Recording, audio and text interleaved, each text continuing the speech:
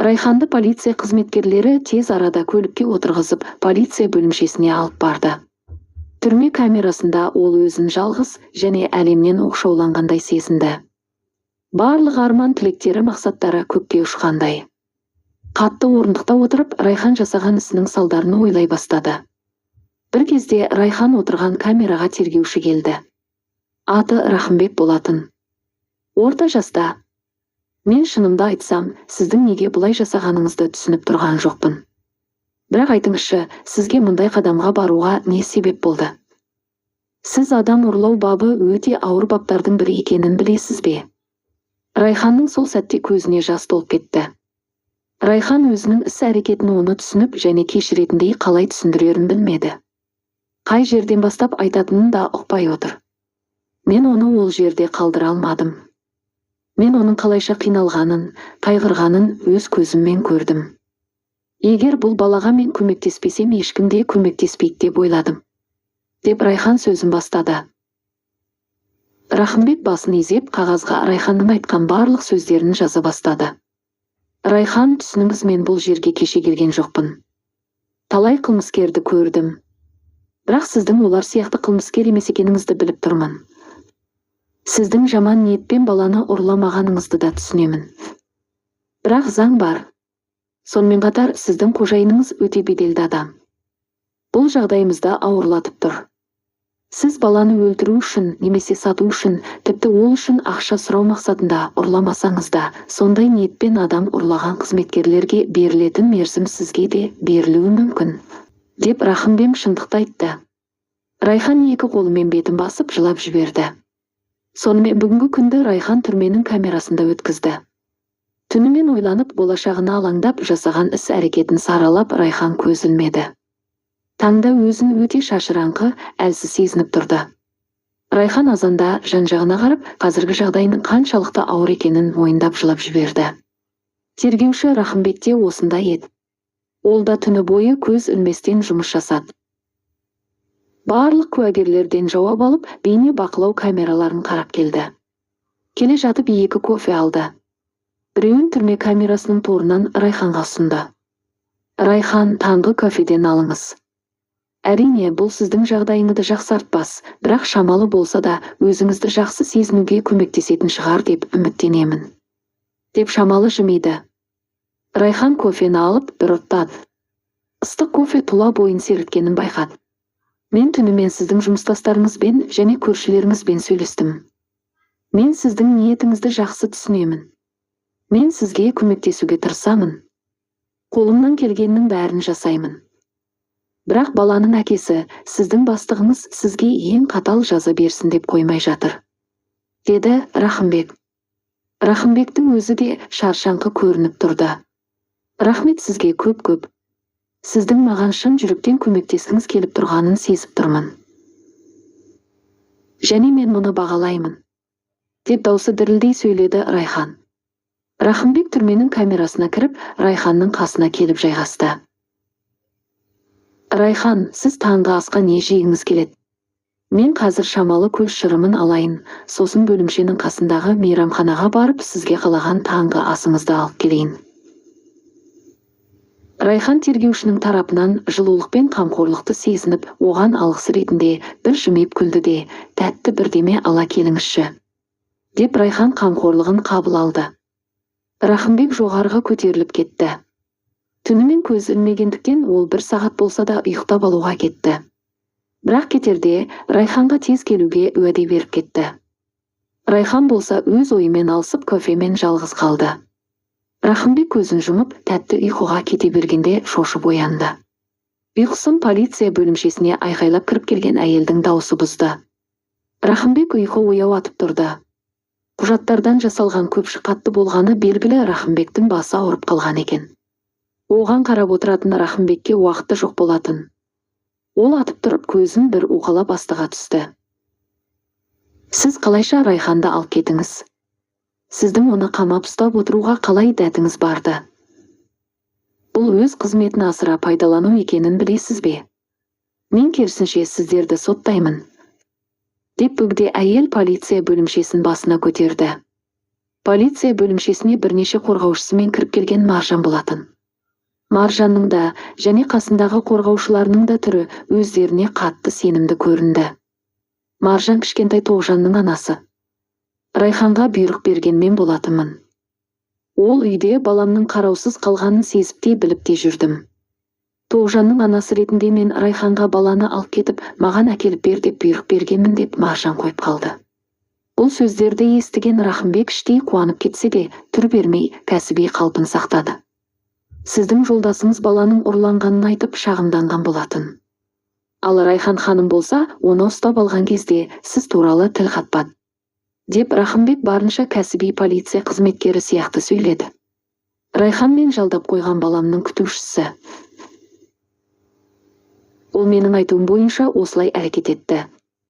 Ол баланы алып маған әкелетін еді.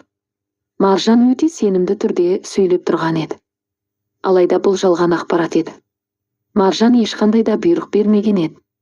Райхан қонақ үйге келгеннен кейін ғана оған барлық мән-жайды айтып берген болатын. Рахымбек Маржанды бар зейінімен тыңдады. Шыны керек, ол бұл іс осындай қарқында бұрылыс алады деп ойламаған еді. Жақсы, мен сізді түсіндім. Қазір барлығын шешеміз. Қазір сіздің жолдасыңызды бөлімшеге шақырамыз деп Рахымбек ұялы телефонын қолына алды. Рахымбек Маржанның күйеуіне хабарласып, оның бөлімшеге келуін бұйырды. Ол келем дегенше Маржан шетте тұрып қорғаушылармен ақылдасып тұрды. Біз сіздің арызыңызды қабылдадық. Райханға тағылған айыпты қайта қарастырамыз деп Рахымбек жоғарғы басшылыққа кетті. Райхан полиция бөлімшесінен шыққан кезде күн тас төбеде жарқырап тұрған еді. Бұл күн Райханға жаңа өмір мен жаңа мүмкіндіктердің есігін ашып тұрғандай көрінді. Бөлімшеден Райханды Рахымбек жылы шыраймен шығарып салды. Кетерде бұл оқиғаның осылай жақсы аяқталғанына қаншалықты қуанып тұрғанын жасырмай айтып салды. Райхан күлімсіреп қалжыңдап сөйледі. Сонымен менің тәтті таңғы асым қайда? Деп күлді. Екеуі де күліп жіберді. Сол сәтте Рахымбек енді жауап берейін деп жатқанда даладан көліктің шақыру дабылы естілді. Бұл Маржан болатын. Маржан Райханды қолын бұлғап шақырды. Райхан жүгіріп барып көлігіне отырды. Көлікке отыра сала Райға Маржаннан Тоғжанды сұрады. Тоғжанда барлығы жақсы. Қазір ол жақсы адамдардың қарауында. Деп Маржан Райханды жұбатқандай болды. Сіз неге оны тастап кеттіңіз? Ол сіздің қызыңыз ғой. Менің жолдасым барлық үй қызметшісімен көзіме шөп сала бастады. Оны көріп сезіп қалғасын, мен ажырасамын дедім. Оның күткені де сол екен. Ажырасқан кезде екеуміз аяқтан тұрғызған бизнесті өзіне алып қалып, өзінің сүйікті көңілдесі әрі бала күтушісі Салтанатпен бірге қол ұстасып рахаттанып жүрмекші екен. Соны түсініп, мен қалайда бизнесті толықтай өзіме өткізу үшін қызымды уақытша әкесінің қасына тастап кетуге мәжбүр болдым. Әкесі ғой, жақсы қарайды деп ойладым. Осындай күйге жеткізеді деп мүлде ойламаппын. Салтанатқа есі кеткені сонша қызында елемегені ғой деп Маржан ағынан жарылды. Райықпын оның сөзін бөлместен мұқият тыңдап түсінуге тырысты. Екеуі де бірер минут үнсіз қалды. Енді сіз не істейсіз? Деп сұрады Райхан. Мені алдыда қиын неке бұзу процесі күтіп тұр. Бұл нағыз соғыс боларын қазірден сезіп тұрмын. Жолдасым өзіне тиесілі емес нәрсені де алуға тырысатынын жақсы білемін. Айтпақшы, менің жақсы жаңалығым бар. Біз тұрған үй менің ақшам алынған болатын, сонымен дәлелдеп ол үйден жолдасымды қуып шықтым. Енді сен ол ақымақты көрмейсің. Сонымен қатар маған қызыма қарайтын сенімді бала күтушісі қажет деп Маржан Райханға үмітпен қарады. Сен келесің бе? Әрине, келісемін. Мен Тоғжанды өз баламдай жақсы көремін. Бір кезде олар үйге де жетті. Үйде шынымен де қожайын жоқ екен. Ал Тоғжан болса мәз болып ауладағы құмның үстінде ойнап жүр екен. Райхан Тоғжанды көріп қуанып кетті. Жүгіріп барып көтеріп алды. Райхан, мен жаңа басқарушы алдым. Соған жолығарсың, ол сені бала күтушісі ретінде жұмысқа қабылдайды деді де Маржан қызының бетінен бір сүйіп шыға беріске қарай беттеді. Кетіп бара жатқан кезде Райханның қолына конверт ұсынды. Бұл біздің отбасымыздың саған келтірген моральдық зиянының өтемі ретінде қабыл ал. Сенің арманыңа қол жеткізуге болатындай қаражат.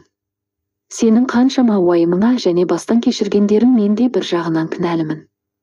Райхан болса тіл қатпастан тұрып қалды. Бірақ жарқырап жайнап кеткен көздері оның қаншалықты қуанып тұрғанын анық көрсетті. Сол жарқыраған көздерімен ол Маржанды шығарып салды. Енді ес жиып жатқанда үй жақтан біреу дауыс етіп шақырды. Қараса өзінің жұмыстасы әрі дос қыз екен. Райхан, сені көргеніме қатты қуаныштымын. Бәрі осылай жақсы аяқталғаны қандай жақсы болды деп құрбысы құшақтап алды. Райхан құрбысымен ас үйге кетті. Шай ішіп отырып құрбысы үйдегі болып жатқан өзгерістерді баяндап берді. Қожайын әділетсіз жұмыстан шығарып жіберген үй қызметкерлерін Маржан қайта жұмысқа алған екен. Бала күтушісі Салтанатты Маржан ең бірінші кезекте жұмыстан қуып жіберіпті. Осылай құрбылар шайларын ішіп болып, Райхан өз бөлмесіне кетті. Қанша күннен бері дұрыс ұйықтамаған Райхан ештеңе сезбестен ұйықтап қалыпты. Райхан өз үйінде болып кеткен зәулім сарайдың ауласында Тоғжанды тербетіп отыр. Үйде тыныштық орнаған. Бұрын бар жоқтығы білінбейтін Тоғжан қазір осы үйді сықылықтаған күлкісімен толтырып тұр. Ал Райханның ойында кеше түнде қараған пәтерлердің бейнесі тұр еді. Қазір ол тек алғашқы жарнасын ғана емес, толық төлем жасап сатып ала алады. Сол сезім Райханға тыныштық бере емес. Түн қайта баланы керуетіне жатқызып, ұйықтатып тастап, Райхан терезенің алдында телефонынан тағы бірнеше пәтерді қарап тұрды.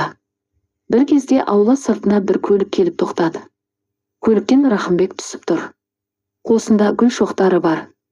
Райхан үшін бірақ бұл тосынсы емес еді. Себебі полиция бөлімшесінен шыққан күннен бастап Райхан мен Рахымбек күнде сөйлесіп тұрған болатын. Ал бүгін олардың алғашқы кездесулері. Райхан екінші бала күтушіні шақырды. Маржан Райханға көмекші етіп тағы бір қызды бала күтушісі етіп жалдап қойған болатын. Сол қызды шақырып Тоғжанның беттерін сүйіп, Райхан асыға далаға шықты. Мына гүлдер саған. Саған ұнады ма? Әрине, Рахымбек. Олар керемет. Бір-біріне күле қарап, екеуі көлікке отырды. Күннің батқан кездегі қызғылт түсі қаланы бір әсем түске бояп тұр еді. Бүгінгі кеш ерекше әдеміленіп кеткендей. Райханның жүзі қуаныштан бал-бұл жайнап тұрды. Рахымбек, менің саған айтар күшті жаңалығым бар. Мен керемет пәтер таптым. Пәтер маған қатты ұнады. Мен барлығын ойластырып қойдым. Қандай жиһаз аламызды, қандай түсқағаз жапсыратынымызды, барлығын ойластырып қойдым. Деп Райхан армандары мен жоспарларымен бөлісті. Рахымбек үнсіз күліп отыра берді. Ол Райханның сөзін бөлгісі келмеді. Оған Райханның қуанғанын көру, оның асық айтқан жоспарын тыңдау қатты ұнады. Бір кезде Райхан өзінің Рахымбектің аузын аштырмай сөйлеп жатқанын байқап қалды. Ой, кешірші, мен тіпті саған сөз берместен сөйлеппін ғой. Сенің жағдайың қалай? Деп сұрады Райхан. Рахымбек күліп Райханға қарады. Менде бәрі жақсы. Айтарым, жұмыстағы бір жұмыстасым айтып берді. Маржан мен күйеуі заңды түрде ажырасыпты. Сосын Маржан оны алаяқтық бойынша айыптап, енді қазір ол халықаралық іздестіруде жүр екен. Обалы жоқ. Өзіне де сол керек. Осындай нәзік қыз кекшіл болады деп ойламаппын деп Рахымбек күле сөйледі. Жоқ, мен кекшіл емеспін. Бірақ мен әділдіктің жағындамын. Ол Маржанды дымсыз қалдырып, үйден қуып шыққысы келді ғой. Ал өмір болса керісінше етті. Рахымбек Райханды кездесуге шақырған кезде күшті кеш болатынын айтты. Бірақ қайда баратындарын, не болатынын айтпап еді. Сол себепті Райхан бар ынтасымен сол сәтті күтіп отырды. Ұзақ жол жүріп олар бір жерге келді. Әдемі мейрамхана. Төрде ерекше 2 орындық тұр. Жан-жағы гүлмен безендірілген. Сол үстел Райхан мен Рахымбектікі екен. Райхан осындай әдемі кеш болады деп ойламаған еді. Екеуі орындыққа жайғасты. Бір кезде Рахымбек Райханның қолын алып сөз кезегін алды. Райхан, мен сені ұзақ уақыт танымаймын. Бірақ мен сені бір көргеннен ұнатып қалдым. Ал сенімен алғашқы рет сөйлескеннен соң саған үйленгім келетінін түсіндім. Мүмкін мен жағдайды асықтырып жатырған шығармын, бірақ мен өзім үшін нақты шешім қабылдаған жанмын. Менің шешімім өзгермейді. Маған тек сенің келісімің ғана қажет. Райхан, маған күйеуге шығасың ба? Деп Рахымбек Сафинаны ұсынды. Райхан бақыттан басы айналып, таң қалғаннан ашылған аузын екі қолымен жауып, басын изей берді. Осылайша бірнеше күн өтті. Райхан өзінің пәтерінде алды. Рахымбек екеуі жөндеу жұмыстарында жасады. Той күнін белгілеп екеуі Маржанға келді. Келсе, Маржан қызымен аулада ойнап жүр екен. Маржан Райхан мен Рахымбекті көріп, бала күтушісін шақырып, үй қызметшісіне шай әкелуді ұсынды. Райхан той күнін белгілегенін айтып, Маржанға шақырту билетін ұсынды. Келіңіз, қадірлі қонағымыз болыңыз. Әрине барамын, тіпті Тоғжанды да ала барамын. Маржан, мен тойды өткізіп алайын, сосын балайына барып келгесін жұмысыма қосылармын деп отырмын. Жоқ, Райхан, мен бизнесімді реттедім. Енді мен қызыма өзім қарайтын боламын. Қызыммен көп уақыт өткізгім келеді. Оның әрбір сәтінде қасында боламын деп шештім. Және саған да тезірек балалы болуға кеңес беремін деп Маржан Рахымбекке қарап күлді. Рахымбек шайға шашалып қалды. Бұны көрген Маржан мен Райхан да күліп жіберді. Соңы, құрметті тыңдарман, егер әңгіме ұнап жатса, лайк басып каналға тіркеле кетіңіздер. Сіздердің ойларыңыз біз үшін өте маңызды. Сол себепті пікір қалдыра отырыңыз.